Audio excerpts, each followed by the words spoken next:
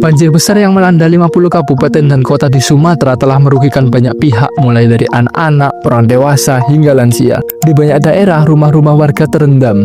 Dan di beberapa titik yang paling parah, kayak di daerah Solo, derasnya air bahkan sampai menyeret rumah warga. Akibatnya, banyak korban yang kehilangan tempat tinggal dan harta benda mereka karena bencana yang dahsyat ini. Semua korban kehilangan harta bendanya karena hanya terbawa banjir. Banyak yang kelaparan dan sangat bergantung pada bantuan pangan dari pemerintah dan masyarakat. Bahkan terdapat cuplikan seorang anak kecil makan di samping rumahnya yang kebanjiran dan mencuci tangannya pakai air banjir. Hal ini tentu miris banget karena anak yang seharusnya bisa sekolah, bermain, dan hidup normal justru menghadapi bencana sebesar ini di usia yang masih sangat muda. Karena besarnya dampak banjir ini, banyak pihak akhirnya membuka donasi untuk membantu para korban. Salah satu yang ramai dibicarakan adalah live streaming yang dilakukan oleh Ferry Irwandi yang alhamdulillah berhasil mengumpulkan donasi sekitar 10,3 miliar rupiah.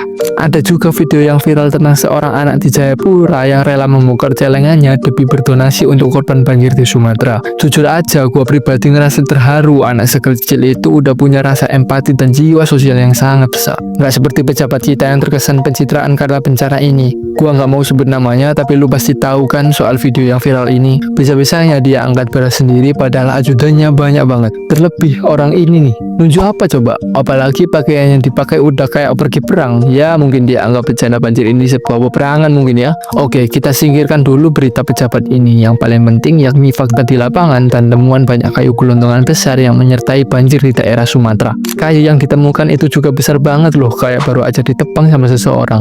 Terlebih ditemukan juga bukti bahwa terdapat stiker barcode Kementerian Kehutanan. Logikanya dengan adanya bukti seperti ini seharusnya ada kejelasan. Tapi yang terjadi justru sebaliknya. Pihak terkait menyebut bahwa kayu-kayu tersebut hanyalah pohon tua yang lapuk dan terbawa banjir. Jujur aja, di titik ini banyak masyarakat yang bingung dan sulit menerima penjelasan tersebut. Karena jumlah kayu yang terbawa sangat banyak dan kondisinya masih layak. Sebagian warga akhirnya memanfaatkan untuk memperbaiki rumah mereka yang rusak. Hal tersebut justru bagus banget kan, terlebih biar dimanfaatkan limbah kayu tersebut. Namun pernyataan lain kembali muncul bahwa hal tersebut dianggap tidak bisa dibenarkan. Disinilah publik semakin kebingungan melihat arah kebijakan dan empati yang ditujukan. Kalau gue pribadi jujur aja pusing ikutin semua pernyataan yang saling bertabrakan ini, karena pada akhirnya fakta yang nggak bisa dibantah adalah banjir ini sudah memakan banyak korban jiwa, menghancurkan ribuan rumah, dan menghilangkan mata pencaharian banyak orang. Berita tentang bencana ini juga udah diliputi oleh banyak sekali media dalam negeri ataupun media luar negeri.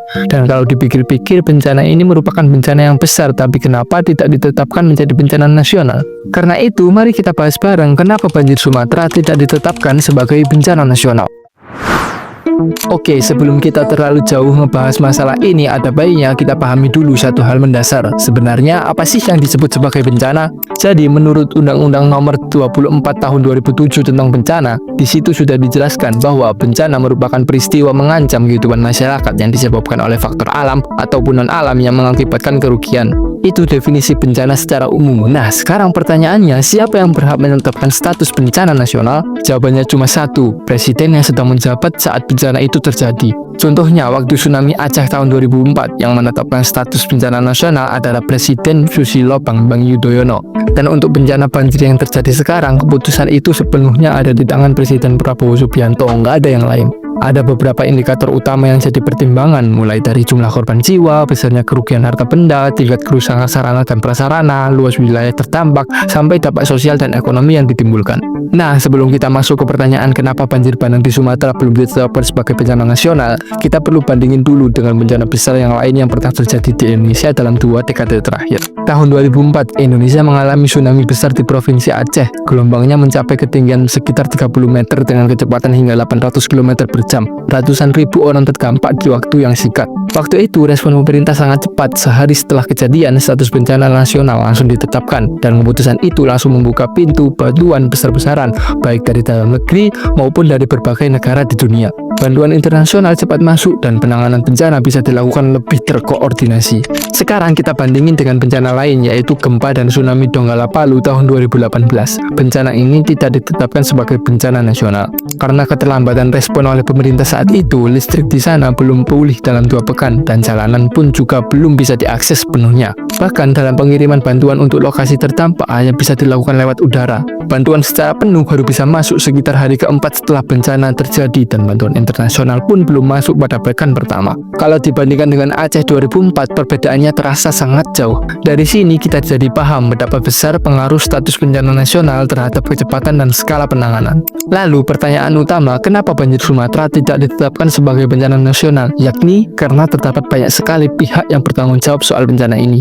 Terlalu banyak penguasa yang terlibat dalam bencana ini karena telah melakukan deforestasi secara besar-besaran.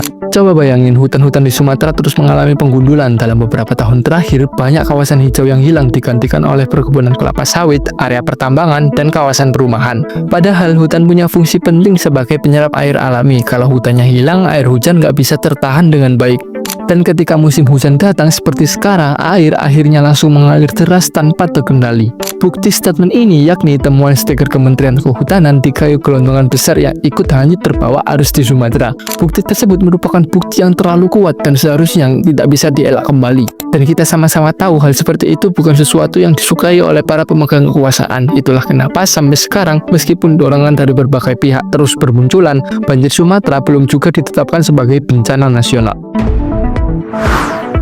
Pembuatan video kali ini tentu saja berawal dari rasa kasihan gua terhadap saudara kita yang ada di Sumatera sana. Mereka sebenarnya tidak tahu apa-apa perihal bencana ini. Tidak seperti bencana kayak tsunami atau gempa bumi yang jelas karena faktor alam, tetapi banjir itu beda. Banjir itu dikarenakan 70%-nya karena ulah manusia itu sendiri, entah itu penebangan liar ataupun pemanfaatan hutan semena-mena seperti perkebunan kelapa sawit. Ada yang bilang bahwa kelapa sawit itu sama aja kayak pohon pada umumnya.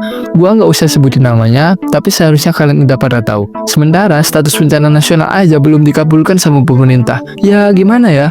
Gua ngerasa kasihan banget sama saudara-saudara kita yang berada di sana. Bencana yang datang terus silih berganti. Rumah-rumah mereka udah nggak bisa diselamatin lagi. Harta benda mereka juga hilang terbawa banjir. Terlebih banjir ini juga menelan banyak korban jiwa. Tercatat sebanyak 1.100 orang terdampak dan relawan juga terus mencari korban jiwa tersebut. Respek setinggi-tingginya terhadap semua relawan yang terjun langsung untuk membantu para korban yang terdapat di sana. Terlebih kemarin, tepatnya tanggal 28 Desember, banjir susulan terjadi kembali pada kawasan Agam dan Aceh. Ya ampun, kasihan banget mereka. Udah kemarin ada banjir bandang yang segitu besarnya, sekarang selang beberapa minggu malah terjadi banjir susulan lagi. Betapa ganasnya alam saat bersedih. Itulah kenapa pentingnya kita sebagai manusia melestarikan alam Indonesia yang indah ini. Gue mau ajak lo semua, terkhususnya anak muda yang nonton video ini, untuk stop merusak alam dan yang paling penting stop untuk menebang hutan semaunya sendiri. Yuk sama-sama berdoa untuk teman-teman di Sumatera agar mereka bisa bangkit kembali dan beraktivitas seperti biasanya. Amin. Sekian gua Kaci Boy, subscribe jika kalian suka konten seperti ini.